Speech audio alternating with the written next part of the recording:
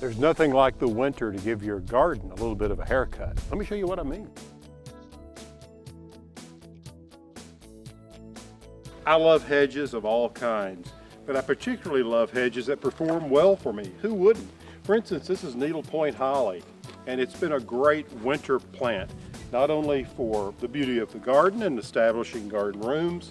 Well, look at the berry set. And a little later in the season, the cedar waxwings and other birds will enjoy eating those berries. Plus it gives songbirds cover, which is very important. But now's the time to give this hedge a haircut. And the reason why is that I like to get a jump on spring. You see, it's always nice to give these plants a good shearing before they begin to wake up from their winter slumber. And as the days become longer and temperatures warm up and the sap begins to rise, then the plants can begin to produce leaves exactly where I want them. So let me show you a few ways that I prune my hedges, and hopefully they'll help you.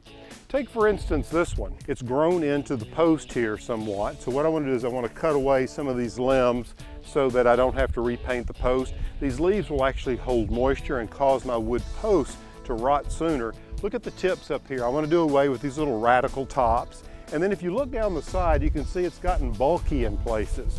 So I want to trim all of that off and make sure that it's in good form. And the other thing that I want to do is I want to cut this on a bevel so that the lower limbs stick out slightly further than the upper limbs, and that makes sure that all the limbs get plenty of sun. You see, if you let the top grow out, what happens is you shade the bottom, you lose leaves on the bottom of your hedge, and your hedge begins to show its ankles. Before we get started, it's important to make sure that you have the proper safety gear. I always like to use leather gloves, and you should always have a scabber covering your shears. And I love this particular battery-powered hedge shear because it doesn't make a lot of racket and it's easy on the environment. Okay, so let's get started.